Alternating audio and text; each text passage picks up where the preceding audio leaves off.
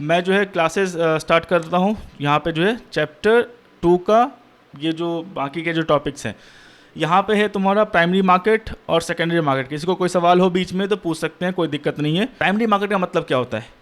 Primary market वो place है जहाँ पे कंपनियाँ सिक्योरिटीज इशू करती है फंड रेज करने के लिए। फिर बोलोगे सर सेकेंडरी मार्केट में क्या होता है? सेकेंडरी मार्केट में लिक्विडिटी प्रोवाइड होती है।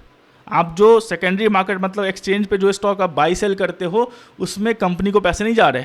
आपने टीसीएस बाई किया सेलर से सेलर के डीमेट अकाउंट से शेयर्स आपके डीमेट अकाउंट में आ गए, आपके जो पैसे हैं वो चले गए सेलर के पास, कंपनी के पास पैसा नहीं गया। तो सेकेंडरी मार्केट में क्या हुआ? लिक्विडिटी हुआ। लिक्विडिटी का मतलब आपको जो है, हाँ टीसीएस से शेयर्स बाई करने तो आपको पूछना नहीं पड़ेगा किससे बाई करना है, कहाँ जाना है मुझे बाई करने के लिए, अवेलेबल है, 1 क्लिक पे आप जो है बाई करें जो भी अमाउंट से, और आपको फंडामेंटल चीज़ें सही लगती हैं, जो भी आपका रिसर्च वर्क है सही लगता है तो बाई कर सकते हैं।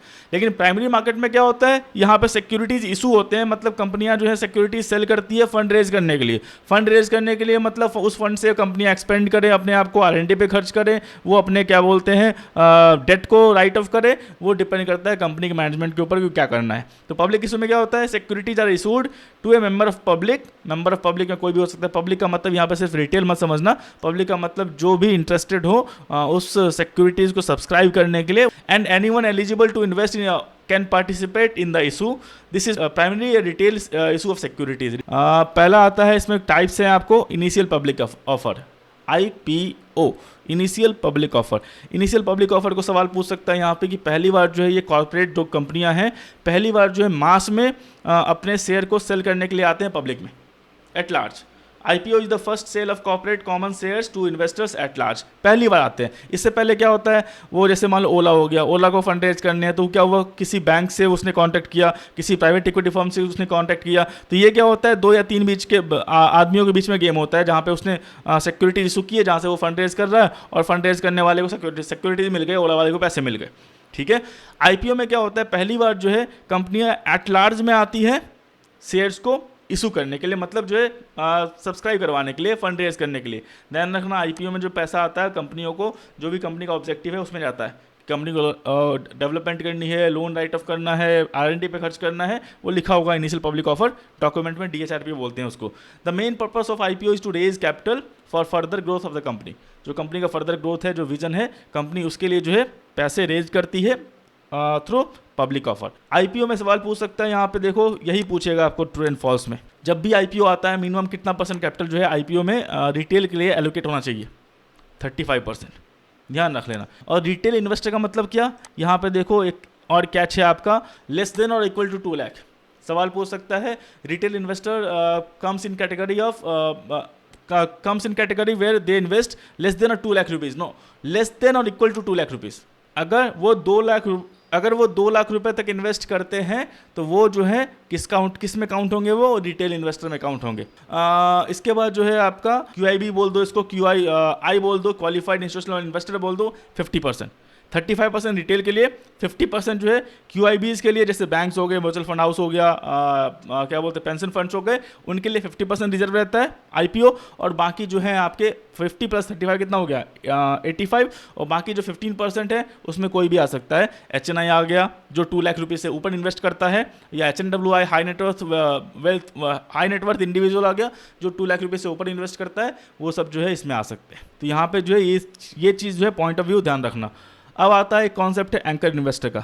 सवाल पूछ सकता है एंकर इन्वेस्टर का मतलब क्या होता है? एंकर इन्वेस्टर जो है यहाँ पे देखो, it is a qualified institutional buyers. मतलब ये जो है QII है, या तो म्यूचुअल फंड हाउस हो सकता है, या फिर मान लो बड़े बड़े पेंशन फंड हो सकते हैं, या फिर क्या बोलते हैं बैंक्स हो सकते हैं, जो इन्वेस्ट करता है 10 करोड़ और more rupees in public issue made through book building process. Book building process का मतलब हुआ, जब भी IPO इशू करती है वो प्राइस फिक्स नहीं करती है। जब भी IPO इशू होता है, तुमने देखा होगा प्राइस रहता है 500 to 550, 400 to 450। मतलब तुम पहले ऑर्डर लगाओ 400 से 500 के बीच में, जिस प्राइस पे जितना वॉल्यूम आएगा उसके बाद बुक बिल्डिंग प्रोसेस के थ्रू जो एक फाइनल प्राइस डिसाइड होगा वो पता चलेगा एट द एंड में, जब वो तुम्हारा जो IPO का जो टाइम है वो कंप्लीट हो जाएगा उसके बाद। तो इसको बोलते हैं बुक बिल्डिंग प्रोसेस, कि मतलब एक प्राइसेस जो है डिफाइन कर देती है कंपनियां कि मैं इस प्राइस से और इस प्राइस के बीच में जो है आपसे आप जो है बिड कर सकते हो मेरे IPO में। ठीक है। तो अगर मान लो कोई QIBs है जो 10 करोड़ और उससे ऊपर की बोली लगा रही है, तो एंकर इन्वेस्टर में सवाल बस ये पूछ सकता है कि एंकर इन्वेस्टर जो है कितना इन्वेस्ट करते हैं IPOs में, 5 करोड़ एंड मोर, 10 करोड़ और मोर, और ओनली 10 करोड़ और लेस। तो पता होना चाहिए 10 करोड़ या उससे ऊपर जो पैसे वो पुट करते हैं उनको एंकर इन्वेस्टर बोलेंगे। एक और है यहाँ पे देखो, anchor investor can be allocated up to 60% of the portion allocated to QIBs। QIBs के लिए कितना है, QIBs QI दोनों सेम ही है, कितना है 50% है। तो 50% का 60% मैक्सिमम एलोकेशन जो है वो एंकर इन्वेस्टर के लिए IPO में रख सकता है। जैसे मान लो मुझे 1 लाख का IPO रेज करना है, 50,000 रुपीज़ जो है मेरा QIS के लिए रिजर्व है, 35,000 रुपीज़ जो है मेरा रिटेल के लिए रिजर्व है। तो 50,000 का 30% कितना हुआ, 60% कितना हुआ, 30,000 रुपीज़, ठीक है। तो 50,000 का 30,000 रुपीज़ जो है मैक्सिमम मैं एलोकेट कर सकता हूँ, किसके लिए, एंकर्ड इन्वेस्टर के लिए, जहाँ पे 10 करोड़ या उससे ऊपर वाले इन्वेस्टर जो है आके अप्लाई कर सकते हैं, मेनली QIBs। और इसका बिडिंग कब ओपन होता है, IPO से 1 दिन पहले। जब भी आपको IPO का डेट होगा उससे 1 दिन पहले जो है इसका बिडिंग आपका ओपन होता है एंकर इन्वेस्टर के लिए। और कोई ज़रूरत नहीं है कि जो IPO में प्राइस है उसी प्राइस पे इसका जो बिडिंग हो वो ओपन हो, प्राइसेस कम भी हो सकते हैं। जो यहाँ पे bidding opens 1 day before the IPO opens, however the allocation price can be lower than the issue price. अगर इशू प्राइस मान लो 500 है तो एलोकेशन प्राइस 450 भी हो सकता है, 400 भी हो सकता है, वो डिपेंड करता है क्या है, क्योंकि जो है मैक्सिमम जो पोर्शंस हैं एलोकेशन वाले वो यही डिसाइड करते हैं कि कैसा कंपनी है, रिसर्च करके आते हैं तो चीज़ें होती हैं यही डिसाइड करते हैं। इसके बाद जो है आपका the volume and value of anchor subscription serve as an indicator of the quality of the offer. Anchor investor 1 दिन पहले अप्लाई करते हैं, अगर सब्सक्रिप्शन अच्छा रहा, रिसर्च, क्योंकि ये मान लो 10 करोड़ से ऊपर इन्वेस्ट कर रहे हैं तो रिसर्च करके आएंगे, अगर सब्सक्रिप्शन अच्छा गया एंकर इन्वेस्टर का तो हम सब मान सकते हैं कि जो IPO है उसके जो प्रॉस्पेक्ट्स हैं, क्योंकि IPO हमसे प्रॉस्पेक्ट से ऊपर इन्वेस्ट करते हैं, जो प्रॉस्पेक्ट है वो कंपनी का अच्छा है, तो ये एज ए इंडिकेटर काम करता है एंकर इन्वेस्टर का जो है जो इन्वेस्टमेंट है। अब यहाँ पे देखो दूसरा जो तुम्हारा पार्ट है वो है तुम्हारा follow on public offer. Follow on public offer क्या होता है, FPO जो होता है, मैंने क्या किया, मैंने IPO में पहली बार जो है कंपनी को पब्लिक कर दिया, मतलब जो है उसको इशू कर दिया शेयर्स, उसको सेकेंडरी मार्केट में ले आया। अब कंपनी ऑलरेडी जो है लिस्टेड है, TCS ऑलरेडी लिस्टेड है, लेकिन उसको फिर से मान लो फंड रेज करना है तो वो क्या करेगी, फिर से IPO लेके आएगी, नहीं।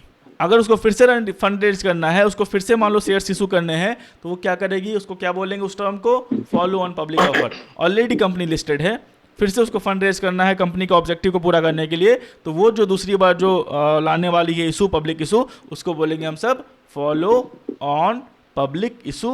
व्हेन एन हाँ पब्लिक ऑफर वो भी बोल सकते हो। When an already listed company makes either a fresh issue of securities to the public और एन ऑफर फॉर सेल। सबसे बेस्ट एग्जांपल है इसका ऑफर फॉर सेल।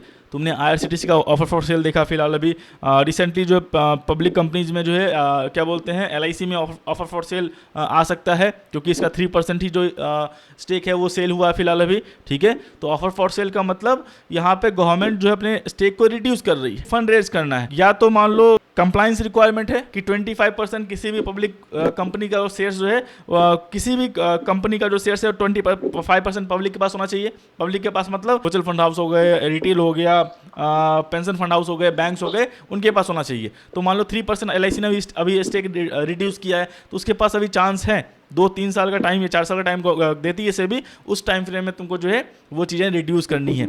3% से 3% से 25% लाना है। तुम कैसे रिड्यूस करोगे? तुमने ऑलरेडी IPO ले आया है, फिर से IPO लाने वाले हो नहीं।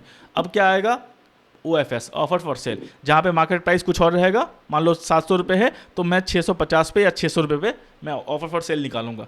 तो वो जो है क्या होता है, उसका मतलब क्या होता है कि जो कंप्लाइंस रिक्वायरमेंट है उसको पूरा कर लिया जाए और वहाँ से जो फंड रेज होंगे उसके कंपनी को ऑब्जेक्टिव के लिए लगा दिया जाए। अगर कंपनी लिस्टेड है, सवाल पूछ सकता है, तो वो फिर दोबारा वो चीज़ें लेके आएंगी पब्लिक इशू के लिए, तो उसको क्या बोलेंगे? फॉलो ऑन पब्लिक ऑफर, या OFS सबसे बेस्ट एग्जांपल है फॉलो ऑन पब्लिक ऑफर का, ठीक है। अब आता है तुम्हारा प्राइवेट प्लेसमेंट्स।